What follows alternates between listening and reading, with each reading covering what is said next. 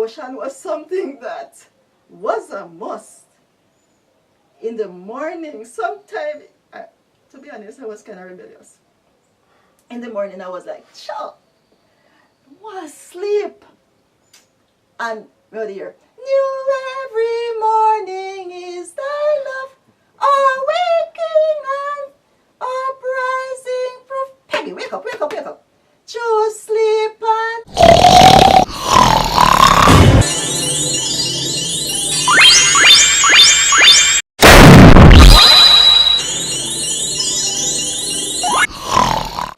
Hi Jamaica, my name is Peggy McLean, and it is my pleasure to share with you on this program.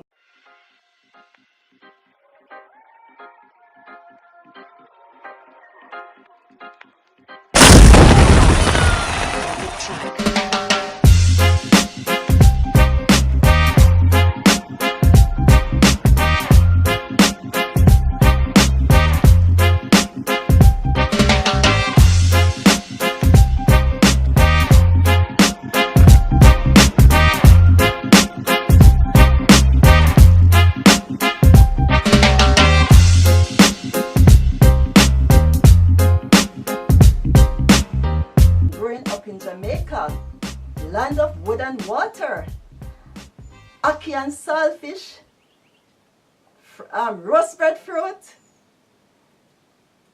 green banana, steamed fish. Wow, that's Jamaica flavor. I love it here. I love Jamaica. My hobbies are singing, writing stories, composing songs, doing poetry. I love gardening. I love dancing. Oh, a lot of different things. I grew up in Kitson Town. However, I incorporated my growing up by also living in other areas as well. Like I've been in Watermount, I've been in Kingston, but no matter where I go, I come right back home to Kitson Town. In Kitson Town, it has been like from church to school. It's been like, for me, I can remember growing up. First, I have to start from the beginning. I can remember from childhood coming up, from the first spoon of water that I got from my mom when I was a little baby.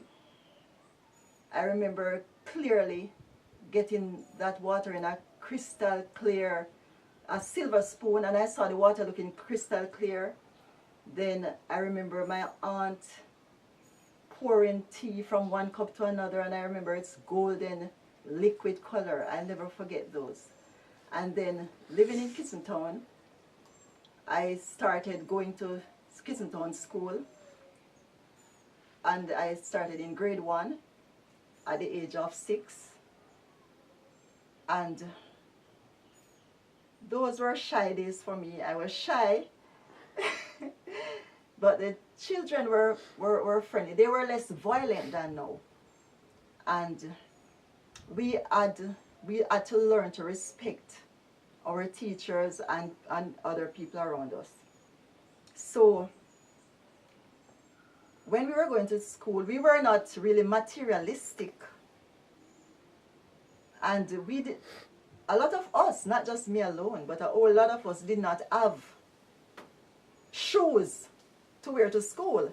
Most of us used to go to school barefooted. And sometimes we got uniform at school as well.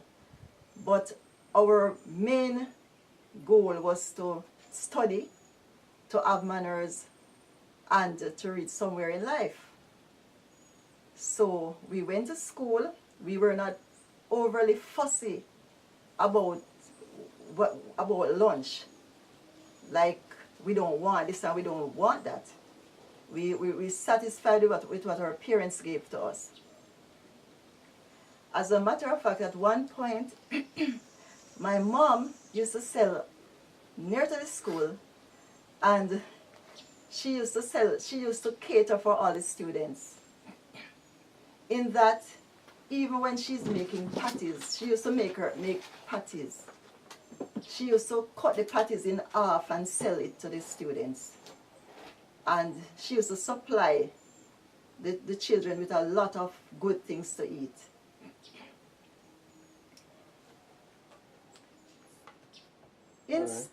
Okay. Continue. In school, I was one of them that did not get a lot of beating. But when I did get it was when I reached into grade 6. And the teachers expected me to know maths, which was not my favorite subject. So when I'm sitting in the class and I am having challenges with the maths, the teacher will just come right behind me and stand up, and then I get all nervous. It's like I can't concentrate. And next thing I know, I'm getting some lick in my back with cane. And there were times like if we come late to school or anything, we had to stretch out our hands, and they beat us in our hands until our hands get all red and swollen. However, I have to think that they wanted us to come out to something. And so we had to grow with certain discipline. And then I decided to switch to Watermount School in grade 9, because I did not want a certain thing to happen for a certain teacher to call me what I heard her calling other students, of which there were nice teachers in Kitsentown School, don't get me wrong, very nice, gentle teachers, but there were 1 and 2 that were really rough. But there was a rough one that she did not beat me. She said that I reminded her of her cousin. However, when I was going to reach into grade 9, I decided I was not going to go in that class because I heard the teacher calling the students some derogatory things. And I said, I will not go in that class because I will not tolerate that. So I left and went to Watermount School. When I went to Watermount School, we had to run the risk of either, if there's a shortcut,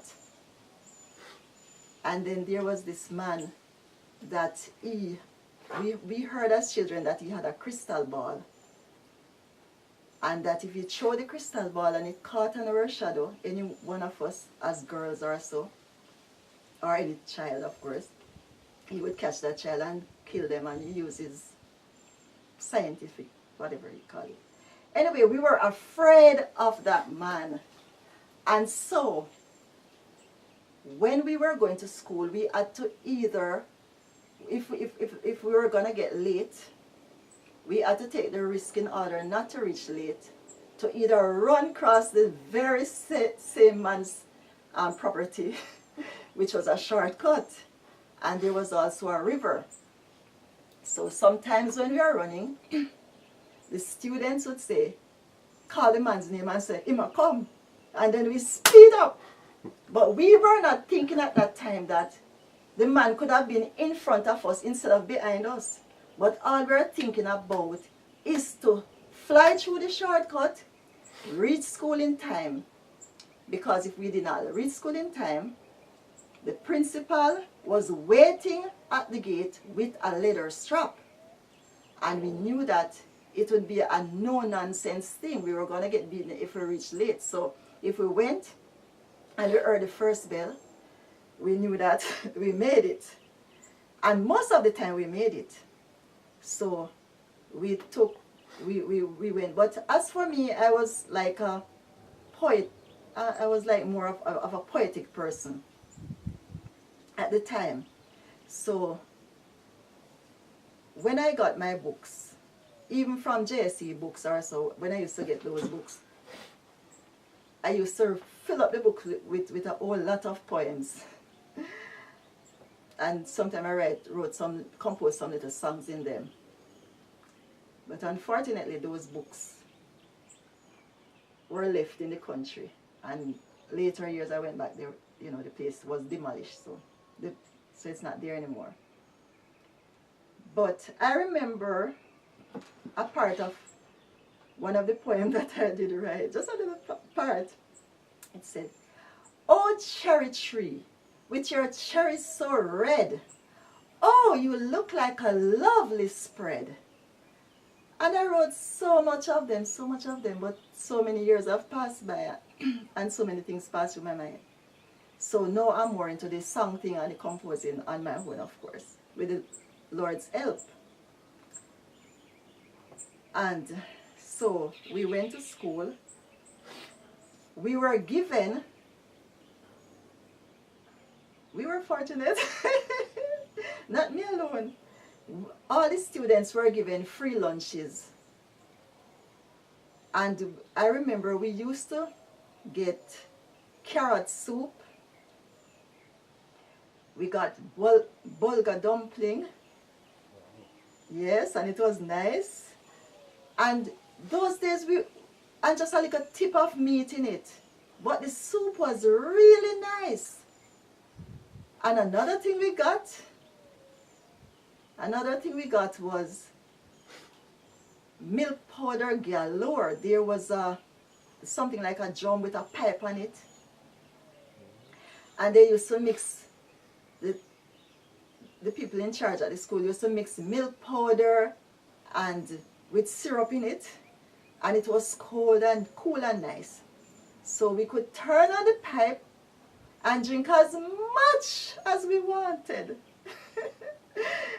And one of my siblings, I won't say who, drank too much of it, and on the way home from school,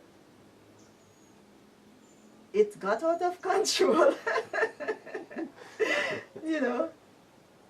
But those days were good. And I remember there were also shops near to us at the school in Watermount. And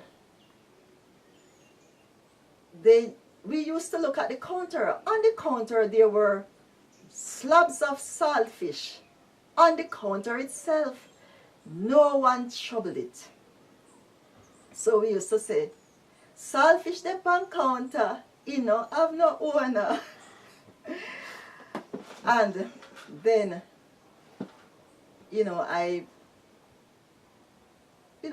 I used to communicate well with the children. I was so kind at the time. Not very mean now still, but more casual, more careful. But at the time I used to carry my lunch to school. I used to share my lunch, so they used to call me Miss No Charge. They were so, And then when I used to attend Kensington School, because we used to speak fluently at the time, there was not the language in school like B-I-E-K for bake into patois. And to think patois spelled so P-A-T-O-I-S, which is patois, patois. So no, they teach patois at school. In those days, we did not learn patois. My father spoke fluently. My mother also spoke eloquently. So we grew up speaking properly. So the children at school used to call us speaky spokey. But that did not really trouble me. Anyway, I graduated from Watermount School. But backtracking a little, when we were growing up, my daddy is a farmer, or he was a farmer. Unfortunately, he's not alive now, though I dream him a lot.